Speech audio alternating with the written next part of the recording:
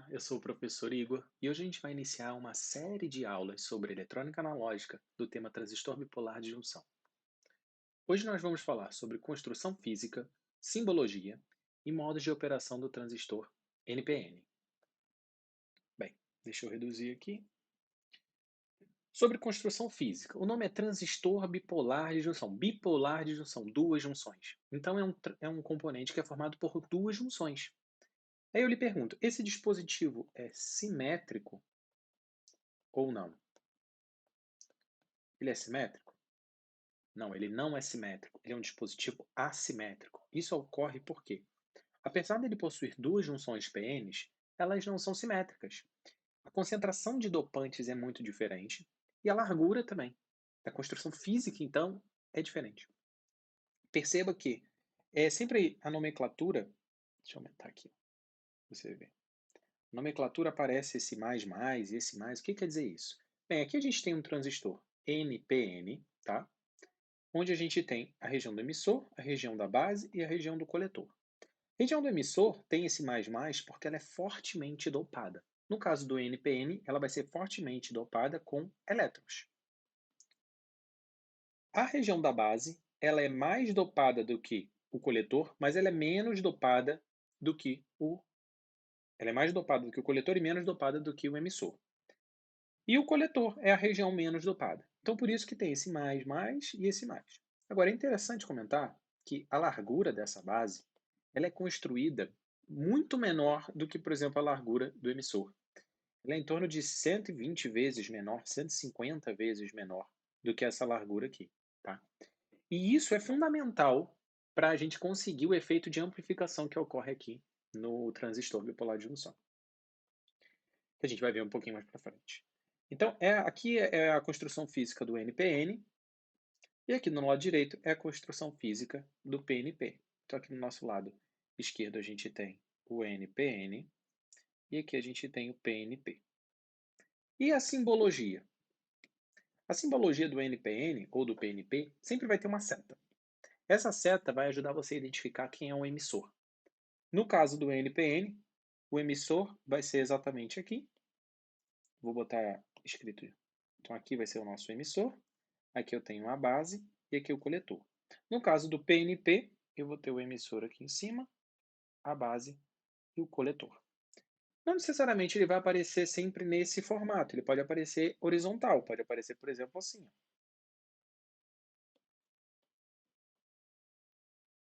Beleza? Perfeito. O que é interessante comentar? A seta vai indicar. Deixa eu voltar aqui. Essa seta aqui que a gente está vendo, você percebe que ela parece um diodo? Porque realmente essa junção base-emissor aqui, que você está vendo, que no caso seria essa junção aqui, ó, na construção física, quando ela estiver diretamente polarizada, ela vai funcionar lá como nosso amigo diodo, onde a gente aqui teria P e N. Tá? Então, essa seta é como se fosse o sentido da corrente, o IE. Aqui no PNP vai acontecer a mesma coisa, ela vai dar o sentido dessa corrente aqui quando essa base emissora, essa junção base-emissor, estiver diretamente polarizada, a gente vai ter uma corrente fluindo nessa direção aqui, nesse sentido, como se esse diodo estivesse conduzindo, tá? E é realmente a partir desse conhecimento, dessa demonstração aqui que a gente comentou, que vai ser fácil analisar os modos de operação, entendendo essa região aqui base, emissão, por exemplo, como um diodo diretamente polarizado, reversamente polarizado, o que acontece, tá, com a difusão, acontece com o campo elétrico. Então vamos analisar agora o NPN, os modos de operação. Modo corte. O que acontece? A gente nunca, eu não recomendo que você fique decorando a tensão da base tem que ser menor do que a tensão do emissor, a tensão do coletor. Não, não. Grave a junção. O que acontece com cada junção? Bem, se a gente está falando do modo corte, eu sei que ambas as junções, tanto a base emissor como a base coletor, vão estar reversamente polarizadas. Então grave isso. No corte elas estão reversamente polarizadas. Como é que isso se traduz em termos de tensão, de comparação de tensão entre os terminais? Bem, eu vou adotar aqui uma nomenclatura igual para todas as configurações. Você vai ver que nos livros eles mudam um pouco às vezes, dependendo. Pode botar VEB, VBE. Eu vou sempre usar VBE. tá? Porque, na verdade, não importa para a gente isso. O que importa é aprender e entender facilmente. Então, quando a gente está estudando para concurso, também é bem importante que a gente tenha um padrão. Então, por isso que eu vou fazer sempre da mesma forma, para você conseguir comparar. Então, aqui eu tenho meu VCB, tá? Deixa eu só dar um zoom aqui para apagar. Ficou um pouquinho ruim. Então, eu tenho meu VCB. Consertar. Fica mais ou menos. Tá bom? Perfeito. Então, o que ele está falando? Eu tenho as regiões base emissor reversamente polarizada. Vamos analisar a região, a junção base emissor? Para ela estar reversamente polarizada, o que tem que acontecer? Gente, isso aqui é P, isso aqui é N. Reversamente polarizado, eu sei que o meu VE, eu vou até anotar direto, tem que ser maior do que o meu VB. Como eu estou utilizando aqui VBE, eu vou passar esse meu VE para o lado de lá, vai ficar VB menos VE, que eu sei que isso aqui é VBE. Isso aqui vai ter que ser menor do que zero.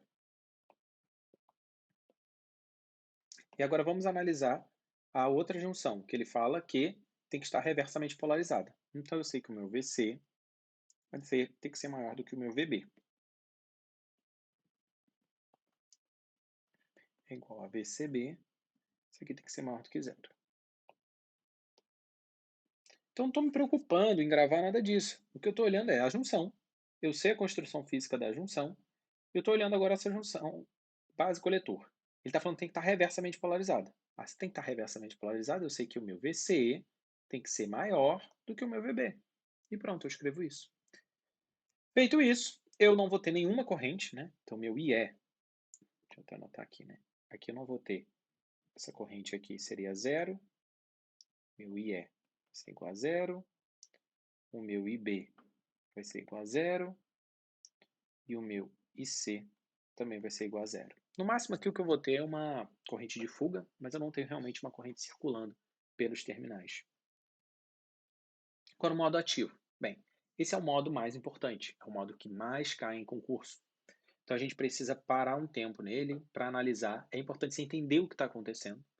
Então, bem, o que a gente precisa gravar? A base emissor diretamente polarizada e a base coletor reversamente polarizada.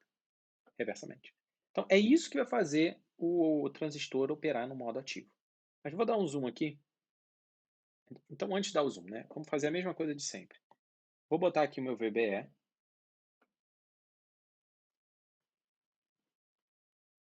E vou botar aqui meu VCB. Como combinado, seguindo o mesmo padrão de sempre. Tá? E aqui o meu VBE.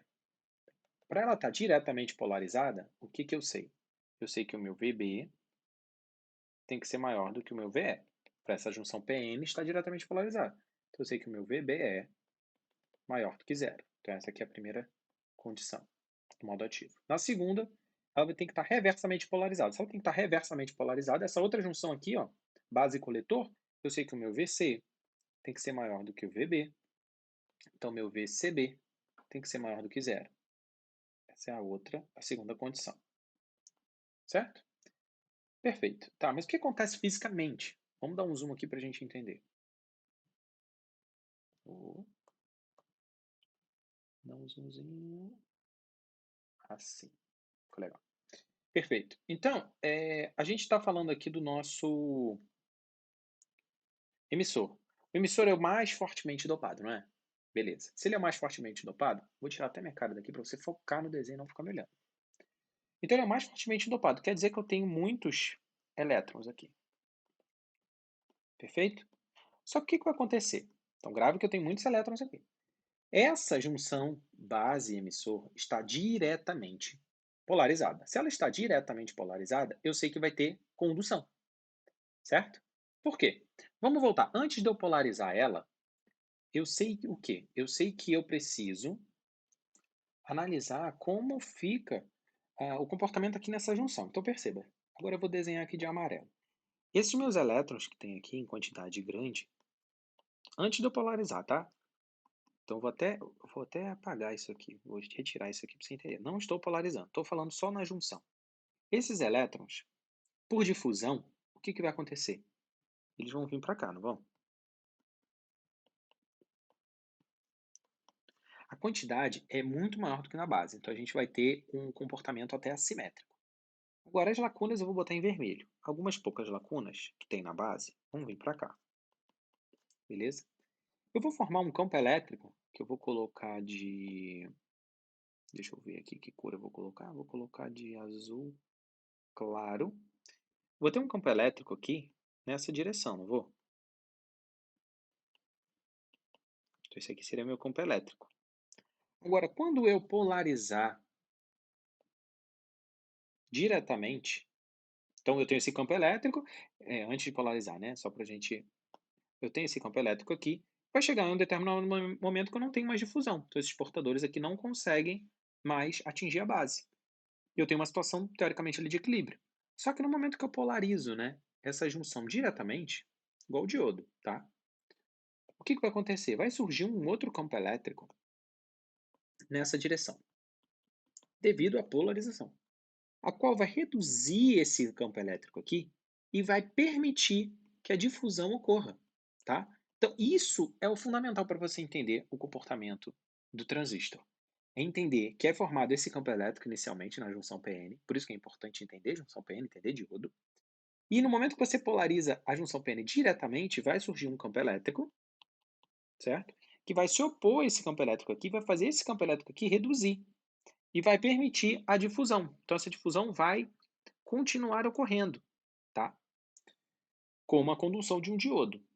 Então, agora que você entendeu isso, eu vou apagar para não poluir nosso desenho. E vamos voltar aqui.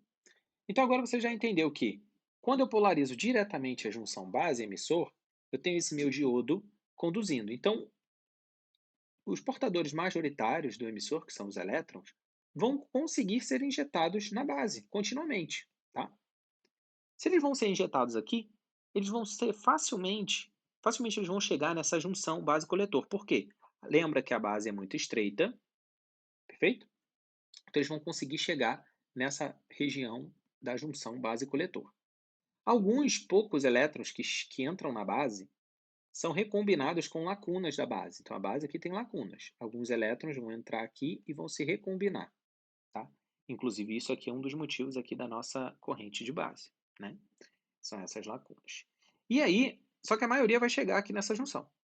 Chegando nessa junção, a gente precisa agora analisar o que está acontecendo nessa junção. Vamos analisar o que está acontecendo aqui nessa junção.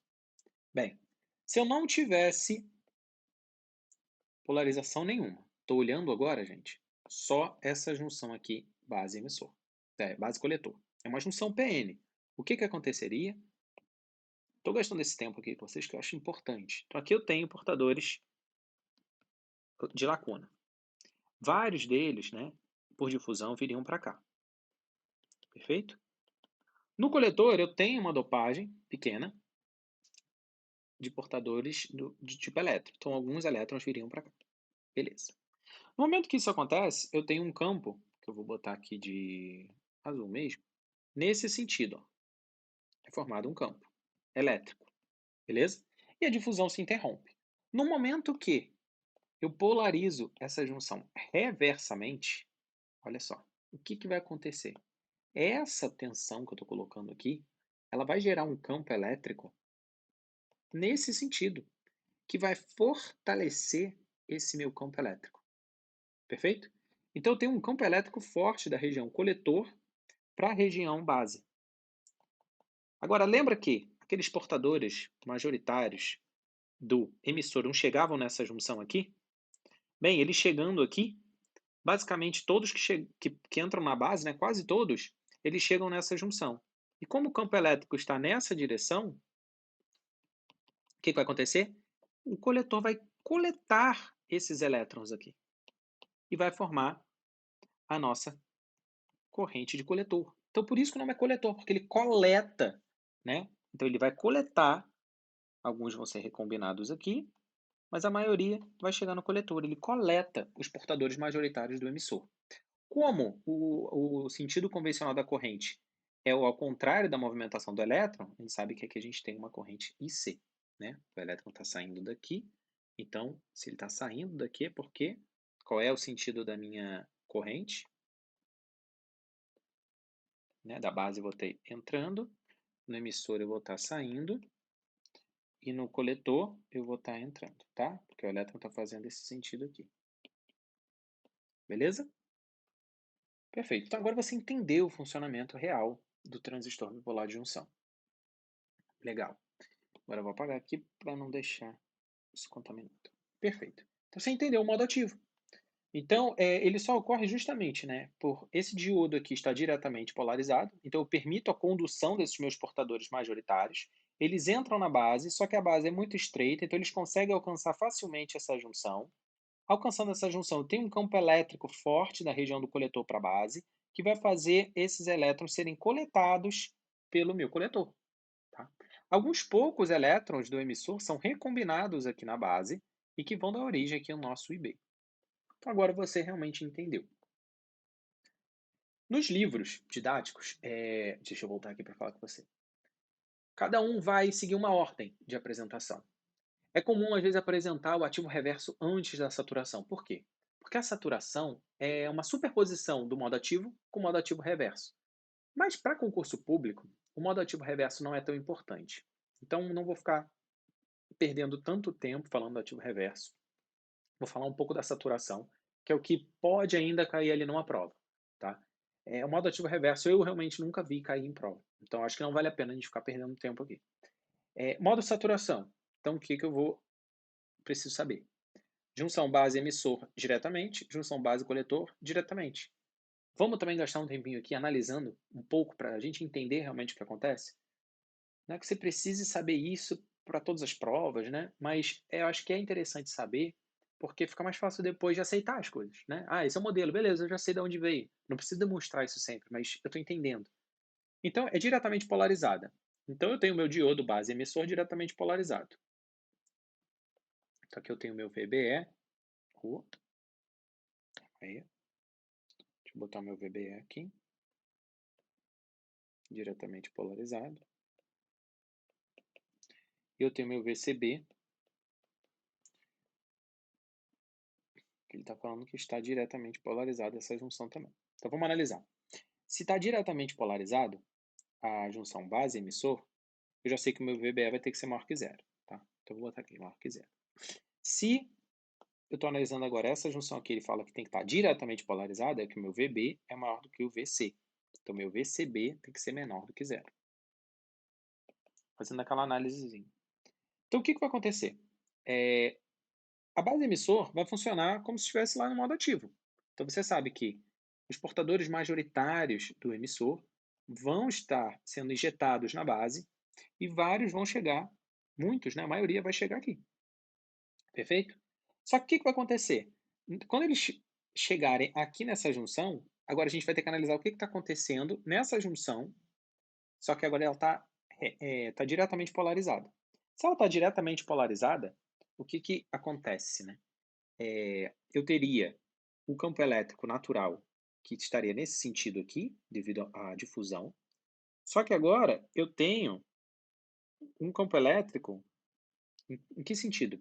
Nesse sentido aqui, dado pela alimentação. Então esse meu campo elétrico aqui vai ser reduzido. Então eu ainda tenho um campo elétrico, tá, da região do coletor para a base, mas ele é mais fraco.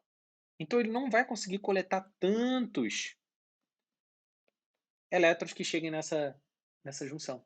Tá? E devido a isso, portadores do coletor vão ser injetados também na base. Então, como se a gente tivesse uma disputa de corrente. A gente tem uma disputa aqui dessa corrente aqui, desse movimento, né, de elétrons, desculpa, do modo ativo. Só que a gente tem, como eu comentei, do ativo reverso, tentando do coletor injetar na base. Então a gente tem essa briga, né? Esse contrafluxo, digamos. Então, por isso, então você vai ter portadores do coletor e do emissor C sendo injetados na base.